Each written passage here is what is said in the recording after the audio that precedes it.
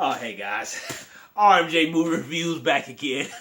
I figure I can't really actually, say the slogan with the mask on. Just wouldn't work out right. Hey, so you guys can probably guess. Coming with my happy holiday Halloween horror movie reviews of the original 1980 Friday the 13th on Friday the 13th. Wow. Obviously, with me being an 80s baby, I have a very strong affinity for the original Friday the 13th series, namely 1 through 8 that were made by Paramount throughout the 1980s. Digressing, like I always do, you guys know I do that, so I'm just going to tell y'all right off rip. I told y'all in another video, so I'm going to repeat it again. But the first Friday the 13th movie I ever saw was when Final Chapter, Part 4, first came to video. My older brother rented it. He was, I believe, 15 at the time. He was 16, and I think I was 5 or something like that. But either way, I used to watch all those movies with him. So either way, that was the first Friday I ever saw. And I saw them in order. I saw 4, 5, all on video. 6. Then, right before New Blood came out, I doubled back to the video store. My dad let me rent this one, the original Sean S. Cunningham film.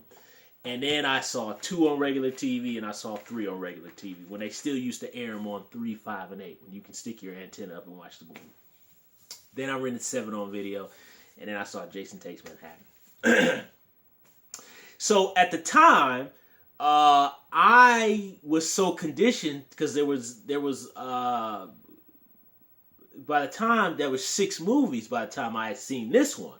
So I was conditioned to that Jason was the killer, that when I rented it on video, it was just that the original cover, not this one, but the original one that they had on the VHS box cover with the outline of the body and the bloody knife hanging down. I did not know that Jason was not in that movie. Because when they used to air it on regular TV, WOIO Cinema 19, Shaker Heights, Ohio, they used to always show Jason in the previews. Obviously, the thing with him jumping out the lake and him drowning, the little coming out the water. They always showed that on the advertisements. So I did not know that Jason was not the killer in the film. And I was taken aback by that when I first saw the film. And I was just like, I genuinely did not know what was going on. Like, I was kind of like, where's Jason at? Where's Jason at? Because I was a little kid. I think I was like 6 or maybe it was 7. I can't remember. But I just kept waiting, like, where's Jason? Where's Jason? And then, Adrienne King, I'm sorry, not Adrienne King. What's her name? Yeah, Adrienne King. When Adrienne King runs out to the car and I see this woman come out, I'm a friend of the Christies. And it's like, what the heck is... And then, like, they keep talking, and I'm wondering, like, what the hell is going on? And then it dawned on me, like, this is the killer. I genuinely did not know that. As a little kid, I was kind of disappointed that Jason wasn't the killer. But at the time, the kills were, like, gruesome enough, and there was, like, enough murder, and there was enough kind of dark atmosphere to kind of satisfy the young little sadist in me that was created by my older siblings. So there was enough for me to go like, and then they showed Jason at the, jumping out the lake at the end. So I was like, okay, that's cool. In retrospect, out the original Paramount movies, this original film is my least favorite, but I still like it. You know what I mean? Definitely it's the most cheesy out of all of them. And I love 80s cheese. You know what I mean? What's really fun about this movie is that this one really has the spirit of the camp. It starts out with kind of kids playing the guitar around a campfire. And I remember going to camp when I was a little kid, especially back then in the 80s. That was very much a lot. People used to wear shorts like that back then. You know what I mean? You wear like those little tight Kareem Abdul-Jabbar basketball shorts. It's pretty crazy. But I really like that although there aren't any children, they're only in the beginning of the film, but I like that this really has the camp feel to it. Them in the lake with those really tighty, skimpy shorts. I love that aspect of the film. And I really love how you can feel the going from the 70s to the 80s vibe that it has. I love that there's all the low rent technology that was around at that time, which I do remember when technology was like really behind at the time growing up in the 80s. I love that aspect of it. And what I really like about the first first three films minus part 3 in 3D, is that 1, 2, and final chapter are very dark. Like, not only visually dark, aesthetically, but just it just has a very heavy, serious tone. Like, even regardless of how 80s early cheese this movie is, it still does have a very heavy feel to it, and it does have a foreboding, just eerie tone to it, and I really like that. Particularly, I don't like the POV shots that they stole from Halloween, which they blatantly admit on the making of that they did steal. Basically, they stole from Halloween. They all admit that. But the POV shots I don't really like. What I really like are kind of the shots of like Mrs. Voorhees' hand coming out, or like the feet like chasing the girl. There's one in particular that I've seen this film I don't know how many times, but I've never noticed. There's two things that I've never noticed before when I watched the film tonight, because I haven't watched it in a while.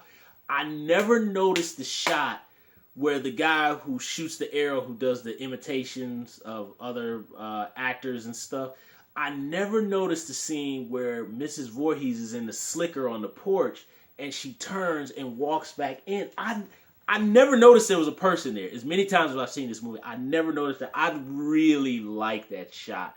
The other one I never noticed, which I caught from Pizzow's channel, is the scene before the one girl gets killed, who gets thrown through the window, when it goes, "Help me, mommy, help me."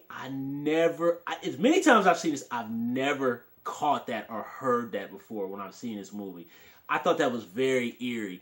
And there's really eerie stuff in this movie. I mean, it's kind of a balance, because you've got all the really bad acting also coming from Kevin Bacon. The kids, yeah, Kevin Bacon, Hollow Man himself, shows up in this, Footloose himself. But all the acting is bad. But I will say, Betsy Palmer and the guy who plays Crazy Ralph are the best. I'm sorry, and actually the townsfolk in the movie, they're the best actors in this thing. Crazy Ralph appropriately sets up the tone. That actor is really good, and according to all documentation and making of, he actually was crazy. Or maybe he was just a really good character actor. But he sets the tone very good. Like I said, I like those shots. And I love like a lot of the rain, the dark shots. There's a couple of shots where they're outside the cabin at night, and you could just kind of see like just the darkness, but you could see the light coming through the windows. And just the rain. I really love that. And I like that they adopted that aesthetic to Final Chapter. I think that really works very well, because in 2, I don't think there was any rain in 2, maybe parts of it. 3 just didn't do that at all, because they shot the movie in California. But I really like that. The kills are underwhelming. But I'm only saying for casual movie viewers and a 2017 audience. For me, who grew up on these movies when they still used to do practical effects and blood and camera, I'm just used to it. I like it. It's fun to look at. Digressing, when I was at work, we've got cable in our break room. So, sometimes AMC will show these older movies. And a couple years ago when I started, they had showed Friday one on one of the channels. And like my coworkers, these really young girls who were like 22 coming in there, and they're like, "Monty, what are you watching?" And I'm like, "Oh, I'm watching Friday the 13th from 1980." And like, I think it was on the scene where Mrs. Voorhees slits the girl's throat, and they were just laughing. They were just like, "Oh my God, it looks so fake." And I'm just like, "Oh, shut up, you kids." But either way, that's all fun. It's fun. It's cheesy. You can see the real skin to the makeup job. Now, that's the only benefit that you lose when we have these DVDs and Blu-rays is these films aren't meant to be watched on DVDs and Blu-rays. These movies are meant to be watched on dirty VHS tapes at a sleepover in the basement in the dark. Because if you watch these old school VHS tapes, you can't see that. Well, you lose that when you get the DVDs and stuff. But either way, the kills don't bother me. They're fun to watch. If there's, let me not forget Harry Manfredini's score. The score is a very eerie. I love, like he said, he took a lot of those strings from Psycho, And I love how the title sequence comes on and the mirror breaks. It's just so cool. And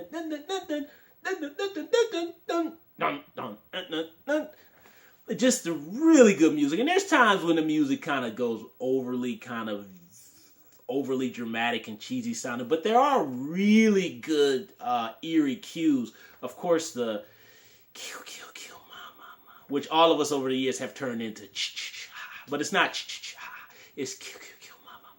That's what it is. Everybody knows that who are hardcore Friday fans. I really, in particular, and let me go back to Betsy Palmer. She's scary. I mean, she's really... I don't know what it is about women in horror films. When women play villains in horror films, they're terrifying. I mean, they're really scary. I mean, I think of Kathy Bates, Glenn Close, Sharon Stone, Betsy Palmer here. There's many other female villains who I'm not naming right now.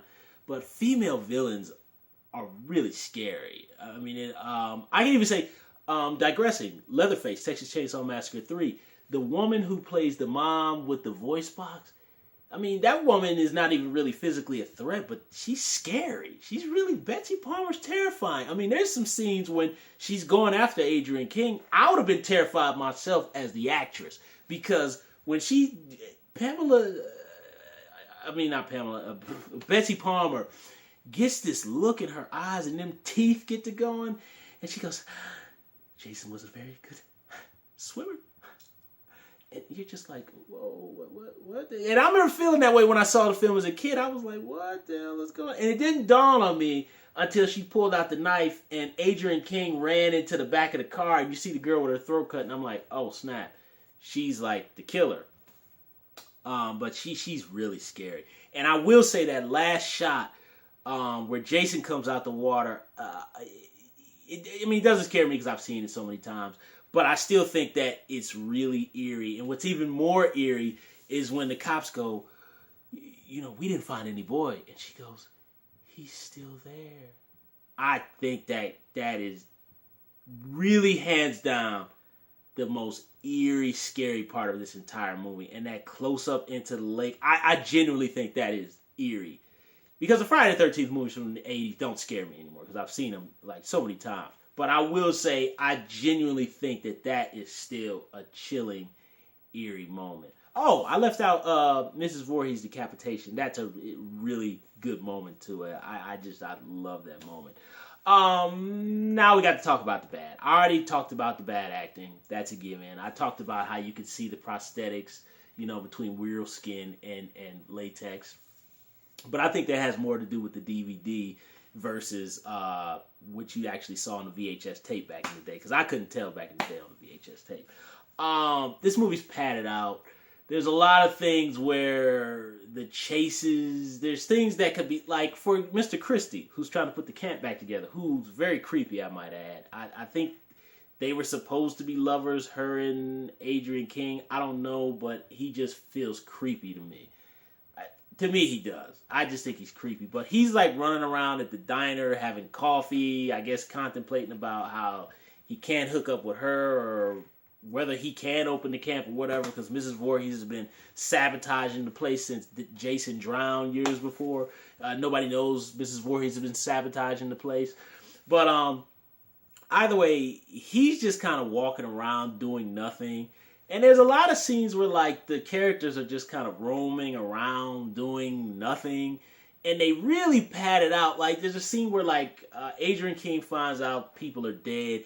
And the camera just sits there as she literally puts things in front of the door. Like, I mean, she'll go get something. She'll put something on the door, turn around. And the camera watches her as she goes back and forth to put this stuff on the door. And I'm just kind of like, why?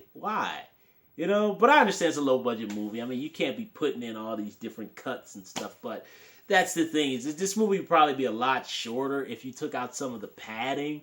And then there's clearly some shots where, like, they're waiting for the gag to happen, so the actor kind of has to take a beat and stall and be like, oh my, where's the, oh, here it is. Oh, person goes through the window. You know, clearly, if you're an actor, you know about taking beats before stuff like that happens. So there's clearly a lot of that going on here, but because they probably only had 1 or 2 takes to get it.